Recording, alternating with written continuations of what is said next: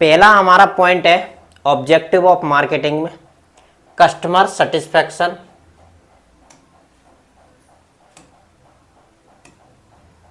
Customer satisfaction, कोई भी company है उसका मेन मोटिव या प्राइमरी मोटिव होता है उसका कस्टमर सेटिस्फैक्शन।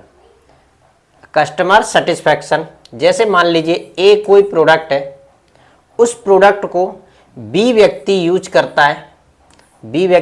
करता है, तो उससे जो कंपनी क्या फीडबैक लेती है, फीडबैक लेने के बाद ये देखती है कि वो उस प्रोडक्ट जो हमने ए बनाया है उससे कस्टमर कितना सेटिस्फाइड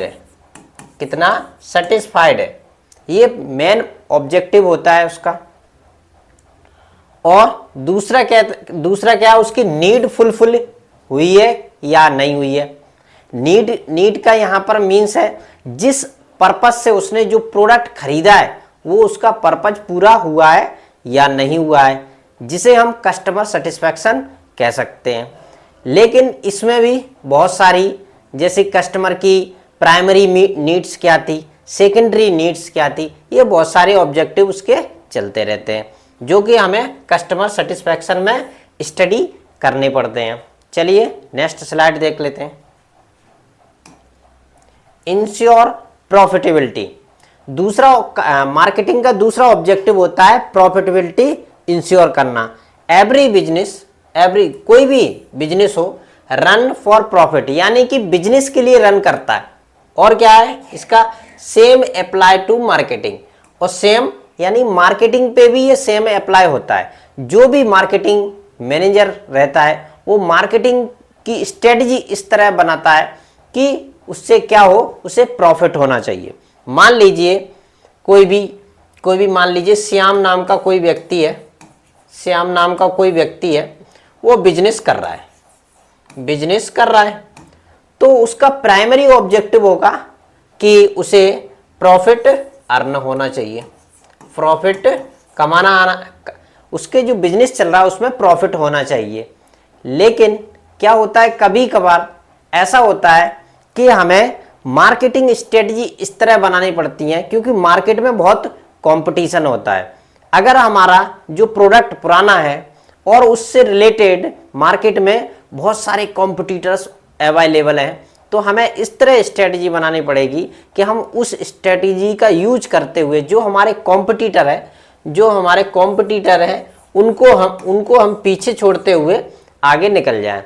क्योंकि ये मार्केटिंग मैनेजमेंट का यानी कि मार्केट मैनेजर का ये वर्क होता है, इसलिए उसे जो भी स्ट्रेटजी बनानी है ना, वो काफ़ी सोच विचार के बनानी पड़ती है क्योंकि मार्केट में बहुत कंपटीशन रहता है। चलिए हम नेक्स्ट ऑब्जेक्टिव देख लेते हैं।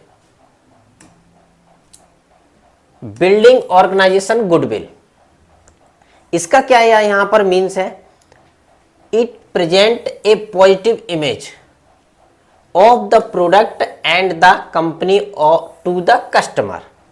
जैसे कि मान लीजिए कोई भी कंपनी है, मान लीजिए एप्पल का ही हम एग्जांपल यहाँ पर ले लेते हैं, एप्पल कंपनी का हम एग्जांपल ले लेते हैं। कोई भी कस्टमर हो एप्पल कंपनी का यानी कि आईफोन यूज करता है, तो वो क्या कहता है कि जो भी मैं फ़ोन यूज कर रहा हूँ वो उसकी क्या है, कस्टमर के सामने उस कंपनी की इमेज प्रेजेंट कर रहा है। तो जिस तरह आपने जो प्रोडक्ट एप्पल का बनाया है उसमें इतनी क्वालिटी होना चाहिए कि ऑटोमेटिकली कस्टमर के माइंड में ये सेटिस्फाइड हो जाए कि कंपनी बेस्ट है और कंपनी का प्रोडक्ट भी बेस्ट है। इससे क्या होता है कि कस्टमर के माइंड में क्या पॉजिटिव इमेज बनती है, जिससे क्या है जो मोर टू मोर कस्टमर क्या होते हैं, अट्रैक्टिव होते हैं और उस प्रोडक्ट को परचेज करते हैं और यूज करते हैं, जिससे क्या उसकी ब्रांड वैल्यू बढ़ती है और एक गुडविल भी क्रिएट हो जाती है। एप्पल कंपनी है, रिलायंस कंपनी है और टाटा है, ये अपने इंडिया की है, रिलायंस भी अपने इंडिया की है, और भी बहुत सारी कंपनियां हैं जो कि अपने यहाँ की है, और भी बहुत सारी कंपनियां हैं, उनके कुछ ऐसे प्रोडक्ट है स्पेसिफिक हैं, उन्होंने क्या किया है, एक गुडविल क्रिएट कर दी है कंपनी की प्लस उस प्रोडक्ट की। ये मेन ऑब्जेक्टिव होता है। नेक्स्ट ऑब्जेक्टिव देख लेते हैं, demand creation. It works to create a demand for product and services among the customer. यानी कि जो मार्केटिंग मैनेजर रहता है, उसका मेन ऑब्जेक्टिव होता है, क्या होता है, डिमांड को क्रिएट करना, डिमांड क्रिएट करना। अब डिमांड क्रिएट कैसे की जाएगी, उसके लिए उसे स्ट्रेटजी बनानी पड़ती है। स्ट्रेटजी बनानी पड़ती है कि हमारा जो न्यू प्रोडक्ट है उसकी हम मार्केट में किस तरह डिमांड को क्रिएट कर सके, क्योंकि मार्केट में हमारे क्या बहुत कॉम्पिटिटर है, और जो हमारा प्रोडक्ट है उस प्रोडक्ट को अकॉर्डिंग जितने भी कॉम्पिटिटर हैं उनके सामने हमें न्यू क्या डिमांड क्रिएट करना है। उसमें ऐसी कुछ स्ट्रेटजी हम इम्प्लीमेंटेशन करें, या उसको हम इस तरह मतलब मार्केट में प्रेजेंट करें जिससे क्या है, एक डिमांड क्रिएट होके मार्केट में आए। और इसका क्या है, जैसे कि हम सोशल मार्केटिंग करें, ऑफलाइन मार्केटिंग करें, या जितने भी मार्केटिंग के तरीके हैं उन सभी को क्या है, हम 1 साल पहले करें या 2 साल पहले करें। कुछ कंपनियां ऐसी रहती हैं, मार्केट में प्रोडक्ट आने से पहले उसकी इतना एडवर्टाइजमेंट कर देते हैं, जिससे क्या है, उसकी डिमांड क्रिएट हो जाती है ऑटोमेटिक। इसका एक एग्जांपल है, जब भी वर्ल्ड कप किसी भी कंट्री में होता है, तो उससे पहले उसका 4 महीने या 6 महीने पहले उसका क्या है, एडवर्टाइजमेंट होना स्टार्ट हो जाता है, जिससे क्या मोर टू मोर कस्टमर का अट्रैक्शन होते हैं और उन्हें पता चलता है कि वर्ल्ड कप होने वाला है, जिससे क्या है, वो मार्केट में खिंचे चले आते हैं और प्रोडक्ट को खरीदने की कोशिश करते हैं। ठीक है, अब चलिए नेक्स्ट स्लाइड देख लेते हैं, इंक्रीजिंग सेल्स वॉल्यूम। अब मार्केटिंग मैनेजर जो रहता है उसका क्या मेन फोकस रहता है, जो सेल्स वॉल्यूम है उसको इंक्रीज करना।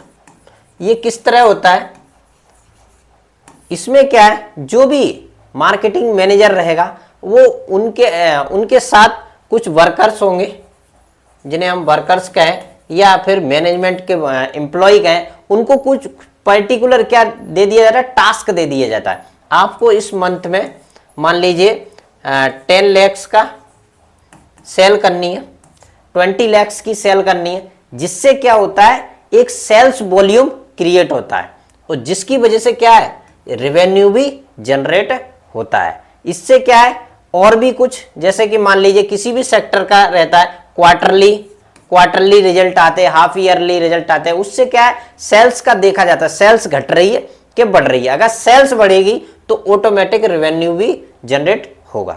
चलिए नेक्स्ट स्लाइड देख लेते हैं, प्रोडक्ट क्वालिटी इनहेंसमेंट।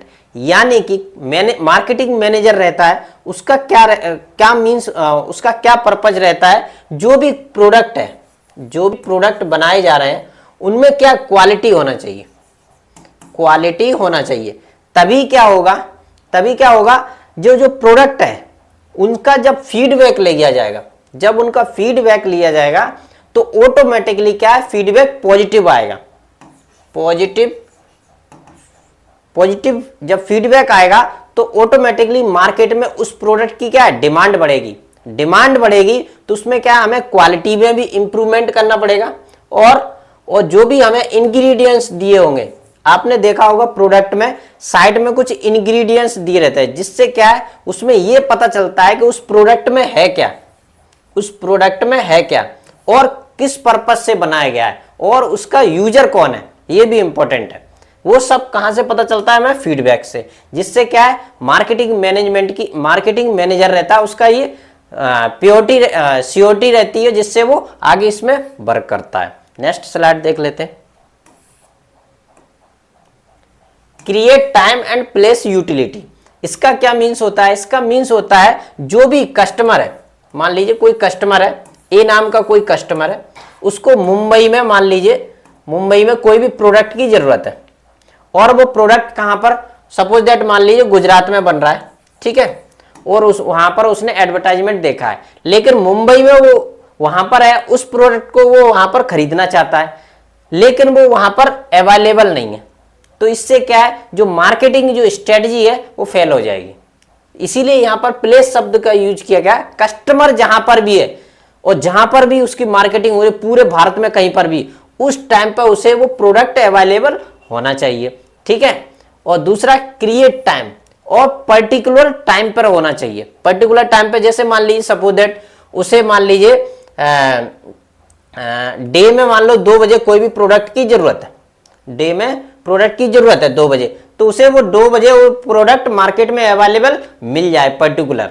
और दूसरी क्या है, जैसे सपोज दैट मान लीजिए मेडिसिन डिपार्टमेंट का हम एग्जांपल ले सकते हैं। कोई भी मेडिसिन है, कोई भी मेडिसिन है, उसकी मार्केटिंग भी अच्छी हो रही है, सब तरह की उसमें क्वालिटी वगैरह सब कुछ अच्छा है, लेकिन जैसे ही मेडिकल पे कोई लेने गया और वो मेडिकल पे उस टाइम पे उपलब्ध नहीं है, तो उसकी क्या है, इमेज, जो ब्रांड वैल्यू है और इमेज है, ऑटोमेटिक गिर जाएगी। बोला कि जब प्रोडक्ट मिलता ही नहीं है तो मैं उसका करूंगा क्या। इसीलिए टाइम और प्लेस का मार्केटिंग में बहुत इंपॉर्टेंट रोल है, और इसी को मैनेज किया जाता है।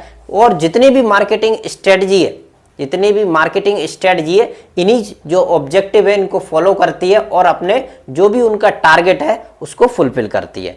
इसी तरह के, आई होप इसी तरह के आपको और भी मार्केटिंग से रिलेटेड वीडियो मिलते रहेंगे। आई होप आपको समझ में आया होगा, और IQ ओनली चैनल को आप फॉलो करें और लाइक करें और सब्सक्राइब करें।